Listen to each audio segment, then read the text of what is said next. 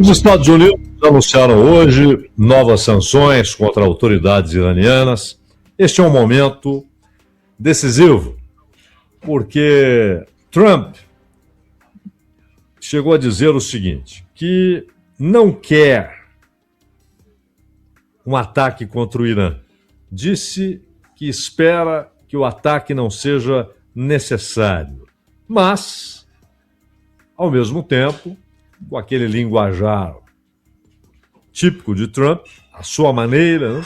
Ele falou, mandamos grandes e poderosos navios e uma armada muito maior do que aquela que foi para o Caribe, se dirigiu para a região e os Estados Unidos, aí ele começa, são fortes, são ricos e tal. É aquela conversa que renderia um livro do Sigmund Freud, por exemplo. De qualquer maneira, o Irã tem dito que está pronto para a diplomacia e para a guerra. Não quer a guerra, claro que não. Sabe que ele pode resistir se o regime se mantém depois de um confronto com mais ou menos intensidade. Isso seria uma vitória importante, um sinal de força, mas há outras possibilidades. O Irã enfrenta uma crise econômica, há uma forte inflação, porque a moeda se desvalorizou tremendamente em razão das sanções, e há problema também para os jovens conseguirem emprego. Quando você tem uma massa, o Irã tem mais de 90 milhões de habitantes, o Irã caminha para 100 milhões de habitantes, e tem uma população jovem muito grande e que, claro, procura trabalho. Terminado o período estudantil, vai ao mercado de trabalho. E há cada vez menos vagas. Isso provoca desconforto social, insatisfação, revolta.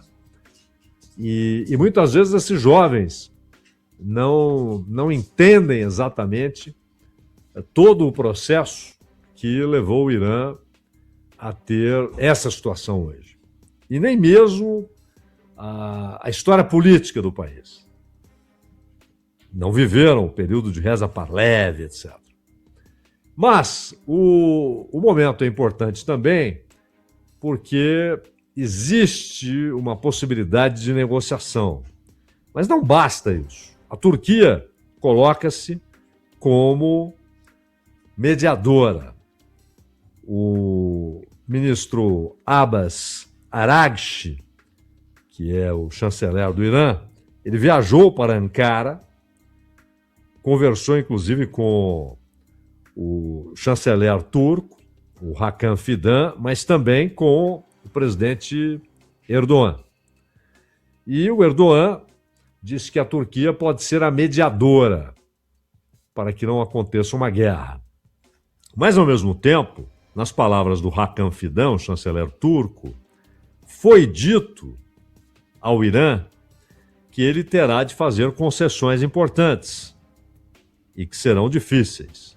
Essas concessões serão politicamente difíceis. E o Hegseth, que é o secretário de guerra dos Estados Unidos, disse que o Irã tem todas as opções para fazer um acordo e que eles não deveriam buscar capacidades nucleares. E afirmou que o Departamento de Guerra está pronto para entregar o que Trump espera. Trump, à sua maneira, como eu disse, afirmou: temos muitos navios, muito grandes e poderosos, navegando para o Irã, e seria ótimo se não tivéssemos de usá-los. Então esse é um momento crítico. A negociação não está descartada, a ameaça está materializada, com essa armada para lá enviada. Só o Abraham Lincoln, porta-aviões, ele viaja a uma velocidade formidável, né, para um porta-aviões, e tem uma capacidade de liberar aviões, ou seja, os aviões podem levantar voo, dezenas de aviões por minuto. Então, é extremamente moderno, além, claro, de ter ao seu redor os navios de proteção, né, todo porta-aviões deve ter, com uma capacidade ofensiva muito grande, inclusive com Tomahawks, etc. E é bom lembrar que os Estados Unidos têm bases na região. A sua mais importante base na região está ali perto, no Catar. Mas a questão nuclear é uma desculpa. O Irã tem capacidade tecnológica para produzir bombas atômicas? Sim. O Irã domina a tecnologia para enriquecer o urânio até 90%? Sim, pode fazê-lo. Tem tecnologia para isso, tem conhecimento para isso, domina o ciclo. E, inclusive, com capacidade também para processamento de plutônio, não só de urânio. E essa é uma questão debatida há muito tempo. Houve aquele acordo muito frágil durante a gestão Barack Obama, mas é bom notar que não foi o Irã que abandonou o acordo. Foram os Estados Unidos, já na gestão Donald Trump. Os Estados Unidos abandonaram o acordo. E depois foram seguidos por seus vassalos da Europa Ocidental. Não é? Então não foi o Irã que se retirou do acordo. Foram as potências ocidentais. Mas o acordo feito por Obama, ele claramente não duraria muito tempo. Até porque ele tinha lacunas que o fragilizavam de maneira decisiva. E uma oposição ferrenha de Israel àquele acordo. Ou seja, Israel, o governo de Israel, e não por acaso, naquele momento, o primeiro-ministro israelense era Netanyahu. O Netanyahu, ao mesmo tempo que fala que o Irã não pode ter armas nucleares, ele trabalhou febrilmente contra um acordo em que o Irã abria mão da possibilidade de ter armas nucleares. Ora, segundo Ali Khamenei, ele, pessoalmente, tem uma oposição existencial, moral e religiosa a armas nucleares. Isso foi dito pelo Ali Khamenei. Porém, esses países pressionados pelos Estados Unidos, eles olham para a Coreia do Norte e pensam, até aqui eles não foram incomodados. Sofreram sanções, ameaças, mas não foram de fato incomodados. O Trump visitou, no seu primeiro mandato, o Kim Jong-un. O Clinton fez acordo com o pai do Kim Jong-un, o Kim Jong-il. E a Coreia do Norte tem bombas nucleares. A Coreia do Norte é um caso raro de produção à revelia dos Estados Unidos. Por quê? Em certo momento, os Estados Unidos e a União Soviética não queriam que outros países desenvolvessem arsenais nucleares. Mas aí, os Estados Unidos cederam, o Reino Unido começou a desenvolver seu arsenal nuclear, a União Soviética se opôs, e isso foi até um problema na relação entre Moscou e Pequim, já era o governo Khrushchev. não era mais o Stalin, se opôs ao desenvolvimento de um arsenal nuclear na China, mas depois acabou cedendo, até porque, convenhamos, é óbvio que mesmo com essa oposição oficial da União Soviética, a China obteve ajuda tecnológica para a produção desse arsenal. Ela não partiu do nada, não partiu do zero. E a União Soviética, ela conseguiu formar a primeira parte do seu arsenal nuclear em 1949, 4 anos depois das bombas que os Estados Unidos despejaram sobre o Japão. Agora, vale notar que depois disso, não só a China, oficialmente a revelia das potências, mas também a França. De Gaulle, que o De Gaulle tinha um certo ressentimento com os Estados Unidos, uma certa oposição ideológica aos Estados Unidos e aos outros países da Europa Ocidental, e não gostava que os Estados Unidos e o Reino Unido dissessem o tempo todo que ele estava no poder porque eles retomaram a França. Ele sempre quis enfatizar a importância da resistência francesa e da posição dele como governo no exílio, né? Agora, além de tudo isso, outros países conseguiram um arsenal nuclear claramente com concordância externa. Israel, Índia, Paquistão. Os Estados Unidos não se opuseram à produção de armas nucleares na Índia. E ao Paquistão, rival histórico da Índia, principalmente pela questão da Caxemira, mas também por questões religiosas, né? Isso está, a gênese desse confronto está no próprio movimento de independência do subcontinente indiano, ali em 47. E o Irã, por sua vez, não recebe esse respaldo. O Irã tem capacidade para produzir armas nucleares? Tem. Mas sempre houve a oposição política do próprio Ali Khamenei, que está no poder desde 89, né, quando o Khomeini morreu. Ele sempre se opôs.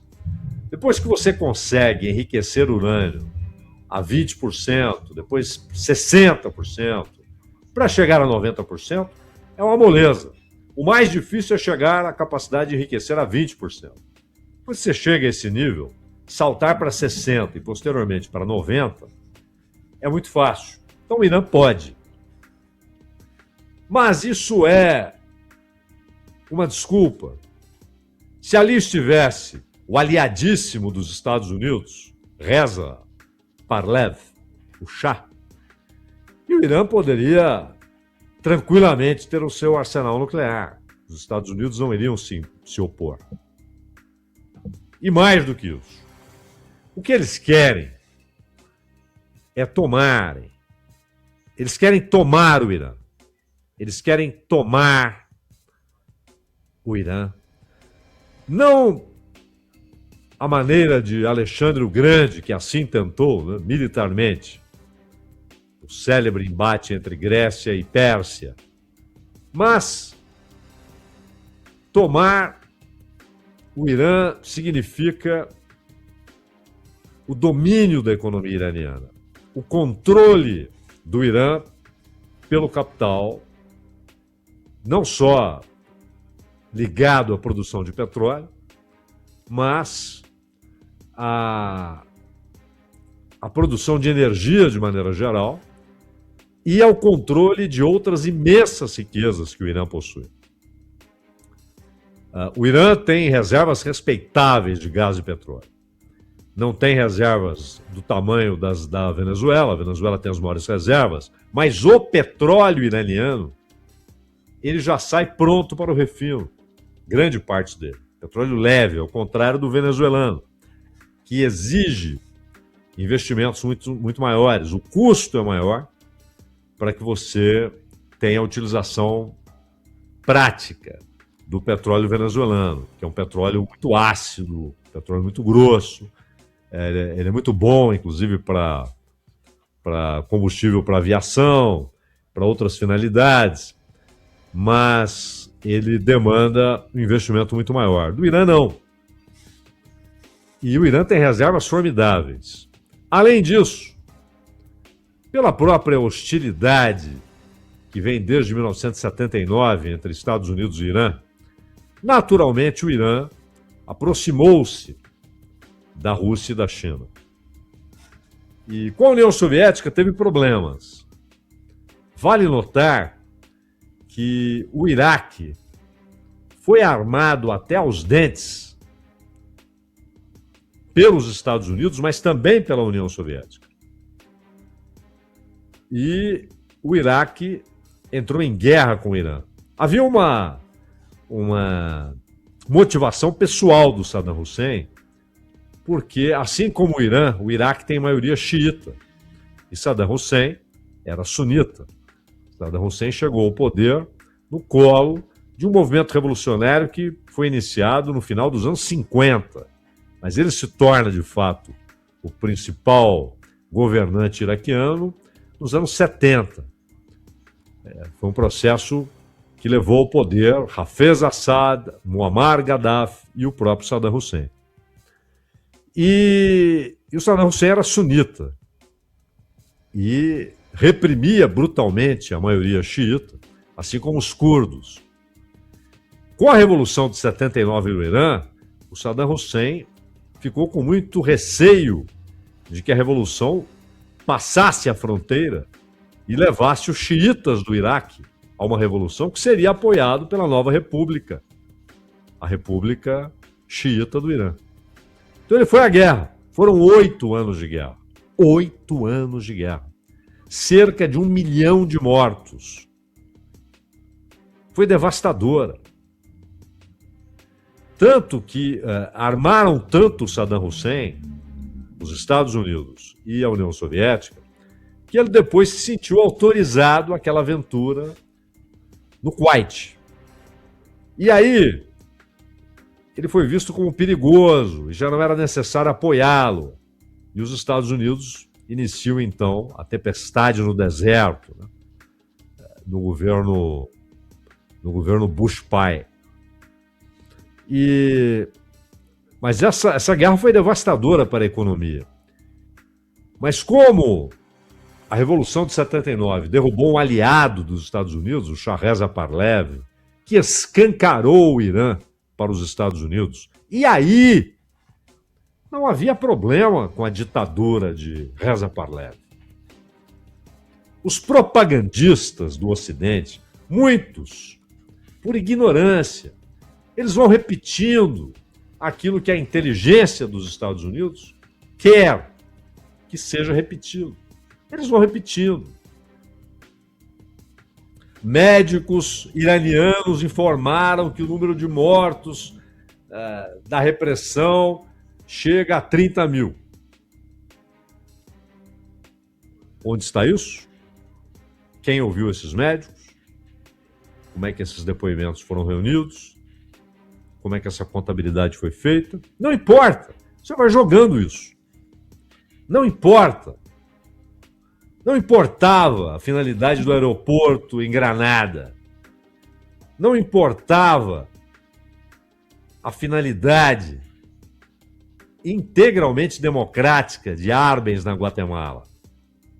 Não importava que as crianças pobres do Chile, pela primeira vez no governo de Salvador Allende, tinham ali uma cota gratuita de leite garantido todos os dias. A questão é, assim como Mossadegh no Irã, governos que se tornaram incômodos para os interesses dos Estados Unidos. E não só geopolíticos, mas sobretudo econômicos, do capital, que de fato é quem manda na Casa Branca e quem manda no Capitólio, não se iludam. Também no Capitólio. Quando derrubaram Mossadegh no Irã, porque ele nacionalizou o petróleo iraniano, o Reza Pahlavi, ele recentemente havia se tornado monarca, porque assim seu pai havia decidido, mas ele tinha um poder protocolar. Com o governo Mossadegh, a nacionalização, o Reino Unido e os Estados Unidos fazem uma operação chamada Ajax. A operação Ajax levou, inclusive, ao recrutamento de lutadores, pessoal de artes marciais e tal, para provocarem grandes manifestações nas ruas, uma parte das Forças Armadas dando cobertura, e derrubaram Mossadegh. E os partidos, o Mossadegh não era comunista, o Mossadegh, inclusive, havia impedido que a União Soviética conseguisse explorar partes do petróleo no norte do Irã. Eles queriam fazer um contrato com o governo Mossadegh, ele não quis. Mas ele tinha o apoio do Partido Comunista Iraniano e de alguns outros partidos nacionalistas, muitos inspirados pelo movimento num país árabe, o Egito, onde Nasser havia derrubado a monarquia. Mas eles não queriam derrubar a monarquia, eles queriam nacionalizar a riqueza do Irã. Fazer com que a riqueza do petróleo, olha que na época o petróleo era baratíssimo, mas que essa riqueza ficasse com o povo do Irã. Foi derrubado.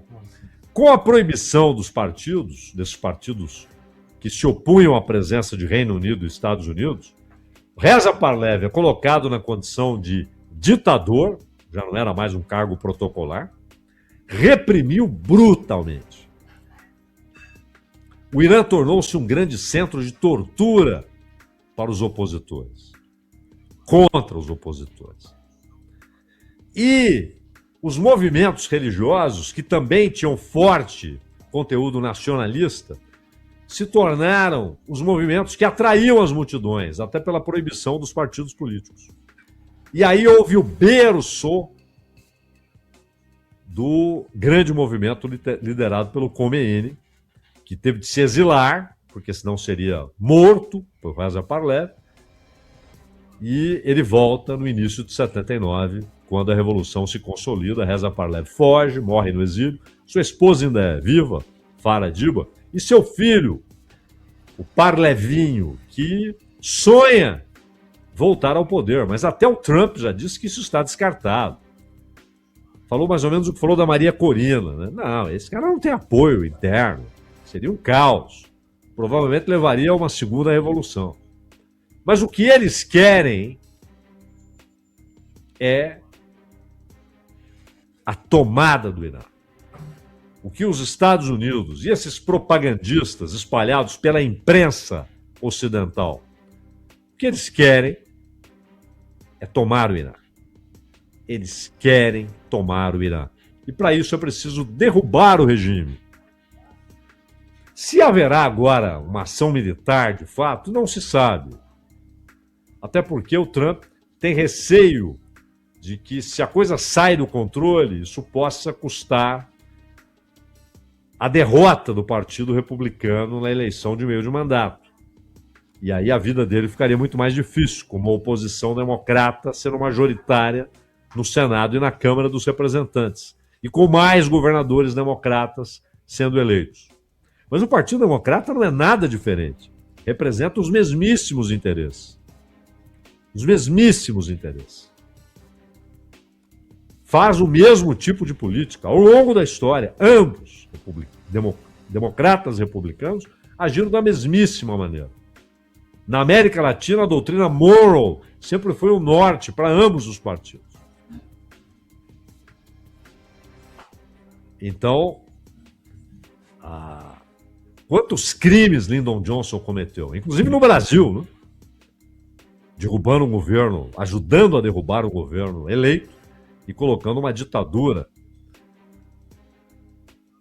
Mas também os republicanos, com Eisenhower no Irã, com Nixon no Chile, todos eles. Clinton, o democrata, fez o que fez na Sérvia. Obama, o democrata, fez o que fez na Síria, na Líbia. devastou esses países. Então, não há diferença. Mas há um embate interno. E eles querem voltar à presidência. Então, se fazem maioria, farão uma oposição que será muito incômoda para Donald Trump. Então, ele pensa muito antes de ordenar uma ação como essa. Mas a ideia, e não a ideia do Trump, não é o Trump que acordou e falou, quero tomar o Irã. Eles querem tomar o Irã. A Casa Branca, sim. O Departamento de Estado, sim. O Pentágono, sim. Até pela importância geográfica do Irã. O Estreito de Hormuz, a entrada do Oriente Médio, o meio-campo entre o Oriente Próximo e a Rússia, a proximidade com o subcontinente indiano, uma posição estratégica e geopolítica, porque hoje o Irã, até pelas circunstâncias, é um aliadíssimo de Rússia e China, que, por sua vez, falam em solidariedade, em acordos, em cooperação, condenam as intenções dos Estados Unidos, mas não movem uma palha. Não movem uma palha. Assim como a Venezuela, e sobretudo Cuba, semana que vem, nós vamos tratar muito da situação atual em Cuba, que agora sofre um endurecimento do bloqueio, anunciado pelo Trump ontem, mas o Irã está sozinho. Tem apoio, mas está sozinho e mesmo que haja um acordo nuclear, ele será frágil necessariamente. O Irã continuará sendo acusado de não cumprir o acordo, como foi da primeira vez, porque a ideia não é apenas impedir que o Irã tenha arsenal nuclear. Claro que querem impedir, porque é um regime hostil aos Estados Unidos, hostil a Israel, e que, de repente, pode ter armas nucleares. Mísseis, o Irã já tem uma ótima tecnologia de produção de mísseis, que podem carregar ogivas nucleares, mas não há ogivas nucleares no Irã. Esse é um ponto. Mas esse não é o objetivo primário, original. O que eles querem é tomar o Irã. Eles querem tomar o Irã.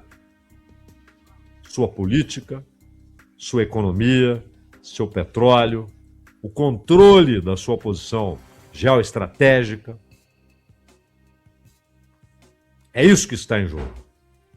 Mas Trump continuará dizendo o que der na telha e a inteligência dos Estados Unidos continuará sussurrando nos ouvidos do jornalismo ocidental.